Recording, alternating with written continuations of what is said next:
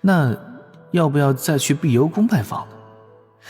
话又说回来啊，通天教主不是说要给我一件法宝吗？怎么也没后信儿呢？莫非还在混沌海中奏着准题呢？在想什么？看你颇为苦恼，有烦心事跟为兄商议就是了。虽然不一定能给你什么有用的建议。没有，只是在回想此前种种。地藏倒也是一个值得结交之人。大法师摇头叹道：跟你一比，还是有些天真啊。师兄，不能这么乱。若我与地藏异地而处，不见得能比他做得更好。我终究是得了道门大师加持，若无此事与地藏之争的结果，当真是不好言说。你能如此想，我就放心许多。莫要自满自得，一切都在天道注视之下。玄都大法师随手划开虚空，走，去圣母宫去。送你过去，我就要返回玄都城了。师兄莫急，正所谓送先送到底，咱们不如一同安顿好七星化身。善。大法师含笑点点头。那老是怪罪起来，你可要帮我说几句好话。李长寿答应一声，迈入面前乾坤缝隙，被太极图包裹，瞬间穿过了不知多少万里。哎呀，我其实很想问一句，老师跟师兄您交流的时候，也是平均3年一句话吗？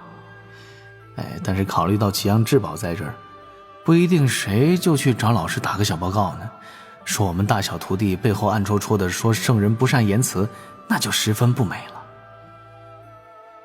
轮回塔顶，地藏静静地站在那儿，眺望着李长寿和玄都大法师驾云离开的方向，目中带着少许感慨。若不论彼此立场，水神也是个值得结交之人。青毛大狗翻过身来，4条腿用力地蹬了几下，把笑声忍了回去。地藏哼了一声，一副懒得搭理你的样子，静静地立了许久，目中满是安然。一抹纹生划过血海深处，落入那一处大成废墟。血光一闪，现出了文静道人那妖娆妩媚的身段，血色纱衣更增些许惹祸之意。他并未急着赶去高手气息密集的废弃大殿，而是静静地站在那儿，低头俯瞰着这一座满是残缺大阵的城池。水神大人到底是怎么做到的？无声无息通过的此处关卡，却不显半点踪迹，这才是本女王大人该有的上风。文静道人心底不禁冒出这般感慨：连足轻摆，纤腰轻摇。血光闪烁之间，女王大人已是到了那一座废弃的大殿前，面容上满是冷漠。大殿中，数十道或坐或躺的身影站起身来，注视着文静道人的身形，尽是面色不善。文静道人还未开口，殿内就传出了一声冷哼：哼，西方教许诺给我们的气运在何处？轮回塔在何处？为何轮回塔会被并入6道轮回之中？文静道人嘴角微微撇动：自己去问2位圣人老爷喽，在这里怒气冲冲对本座问罪，真当本座灭不了你们？说话的那名修罗族高手顿时闭上嘴，坐在那儿静静无言。又有修罗族的高手问：文静，西方给我们的答复是什么？此次轮回塔之事，皆因道门发难，因那水神从中作梗。当日你们也应当能感应到，道门圣人来了2位，确实让我们的处境十分被动。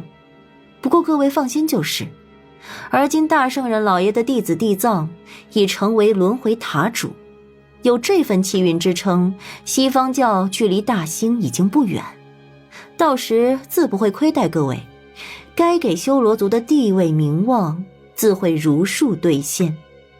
殿内这些修罗族高手顿时陷入沉寂，一老妪低声问：那件事呢？哪件事啊？文静道人不动声色，冷然道：莫要多求了，如今血海也不会轻易有人来犯，你们修罗族安分点繁衍生息不好吗？西方教二教主可亲口答应过我们，若非如此，我们为何会为西方卖命？本座不知两位教主答应过你们什么，但你们最好识时务一些。而今天地间，你们的容身之地可是不多了。你，血纹女王应当不知。又有一苍老的嗓音自角落传来。我们想要取回当年被西方教二教主暗中收走的一件宝物，为此我们已经献出了一位殿下，甚至容忍老祖的佩剑停留在灵山。哦，哪般宝物？12品业火红莲最后的一颗种子。原来你们是想让老祖还魂，怪不得。这事儿本座回去后自会对副教主如实回禀。不过你们也不必抱太多希望，本座如今在西方教也说不上什么话。副教主让本座前来安抚你们，这些拿去。言罢，文静道人随手将几只储物法宝扔到了前方，又一甩薄袖，身形化作一缕血光消失不见，留下了一群修罗族高手哼来呸去。此行不虚，此行不虚啊！又得了个能去找水神大人回禀的消息。文静道人还未离开幽冥界，一只血纹已经是飞到了安水城海神庙后堂，在角落的房梁上等了一阵，很快就见到了水神的指导人。李长寿皱眉问他是否有急事，文静道人却说并非急事，只是一些重要情报，并将12品业火红莲最后一颗种子之事如实说给了李长寿听。这李长寿可是正跟圣母娘娘聊天呢，即将被拉入石庭神通时，突然传声让圣母娘娘等一下，分心来的此处啊。当然了，自己不能够表现出任何的不耐情绪。文静道人关系到道门重大算计，必须恩威并施，将他彻底稳固在人教这边。李长寿不急不缓地解释着，此事我之前已经听师兄说起过，修罗族以杀正道，气运不兴，难成大事。冥河老祖乃是天道紫霄神雷所灭，便是圣人也要考虑清楚，是否真的要助他回魂。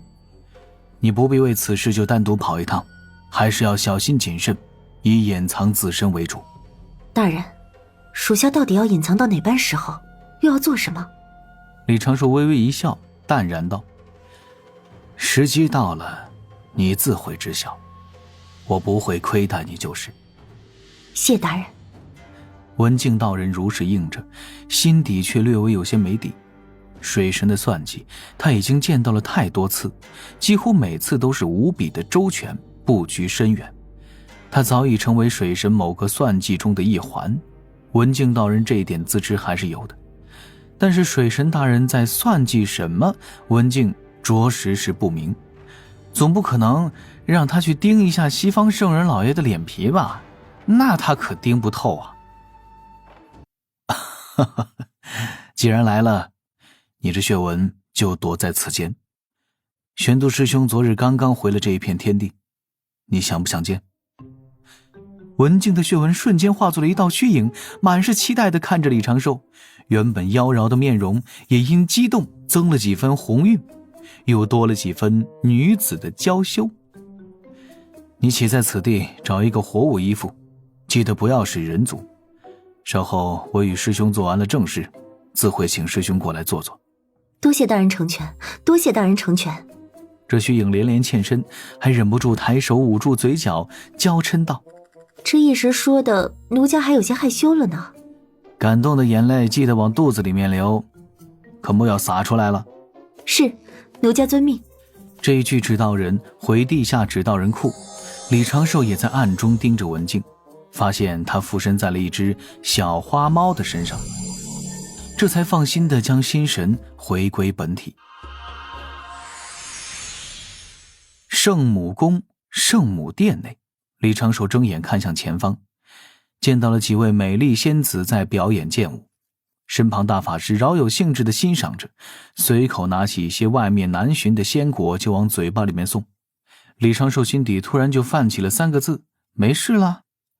他点点头，抬头看向高台上的宝座，见到了神像下静静端坐的人族圣母。圣洁的光洒在那金裙上，端庄威严的圣母娘娘，圣人之姿让人不敢直视。一滴轻响，李长寿眼前光影流转，天地化作苍白色，自身被拽入了女娲圣母的神通之中。熟悉的阁楼，熟悉的布景，熟悉的水池。此时圣母娘娘已经从水池中走出，蛇尾画人族，略微卷曲的长发垂落，宽松长袍如水波般轻晃，自有一种慵懒舒适之感。他放下手中的画本，掩口打了一个哈欠，拽出了一方矮桌，点出了一点七彩泥土，问道：后土道友可说过想要哪般形貌的肉身？娘娘，您这还能定制啊？自然。女娲娘娘淡定地盘坐下来。虽然本娘娘是靠功德成圣，但这么多年参悟造化大道，总归也是有些道果的。看在后土道友的面皮上，我自不会吝啬。哦，是这样。李长寿在矮桌侧旁盘坐，将七情化身的特殊性详细地解释了一遍。女娲娘娘拖着下巴一阵思索，一缕长发自耳旁垂垂滑落，画面虽美，却让人生不起半分杂念。也就是说，这具道躯需要容纳7个魂魄。女娲娘娘喃喃一声，先指开始慢慢的捏弄，很快就捏出了一只简单的泥人，穿着长裙的那种。看这手法，这速度，捏出成品的艺术性，洪荒老手艺了。圣母娘娘道：这般如何？李长寿睁大眼睛看着这一只简单的泥人，其上有鼻子有眼，但也就是一只泥人，让他直接给评价也就挺突然的。娘娘，我也不通此道，但觉得颇为和谐。女娲娘娘轻笑了一声，稍等，我再为他加一点细节。言罢便对着泥人吹了一口仙气儿，这泥人化作了七彩霞光，在侧旁凝成了一道倩影。肌肤凝玉，青丝如瀑，身形窈窕纤柔，面容清雅秀丽，其上的罗裙做工精致，衬得她身姿更为动人。真一点细节。而后女娲娘娘素手轻摇，这道躯缓缓变小，从双十方灵到28方华，腹及豆蔻，又至垂条，最后化作一婴孩，又变作拳头大小的一颗七彩光球。这般神通造化，当真是令李长寿惊叹不已，久久不能回神。圣人手段非同凡响啊！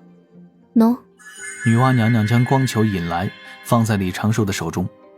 这是先天胎盘，至于女子生前可令其受孕，当然男子也可，不过需要压制男子体内阳刚气息，多给他灌注一点阴柔气息，免得他孕胎不稳。记得先放此胎盘，再放七情魂魄，如此就可同凡人一般降世。李长寿眼前一亮，这般一说，岂不是不用去俗世？女娲娘娘笑道：如今这时代，凡人的气运都还是不错的，看你如何选了。多谢娘娘造化。李长寿起身做了一个道揖，取出一只玉盒，将先天胎盘与七情魂魄分开安置，又详细地问询了几个事项。女娲娘娘倒是没什么架子，一一详细与李长寿解答。随后李长寿又问起了：娘娘，上次您说500之数，不知何时需要我过来为您作画？不急，你先忙大劫之事，待风平浪静，外面无事了，你再来我圣母宫长住500年吧。李长寿脚下一滑，差点给跪了。在圣母宫长住500年，那也就是十庭神通之外的500年，再配合十庭神通，李长寿离开圣母宫的时候，腿脚都有些发软，让玄都大法师一阵啧啧称奇。这一对师兄弟按计划赶往了商部落，七情降生之事顺利进行。孔宣自不会躲着玄都大法师，亲自选了一名身强力壮的妇人作为孕育七情转世身的母体。李长寿给予这妇人重重的好处，单单只是寿命就增加了20年，还给了她不少丹药。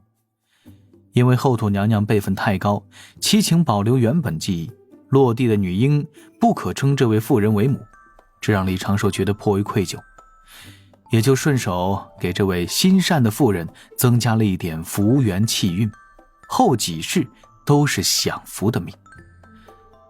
很惭愧啊，只能给这一点回报。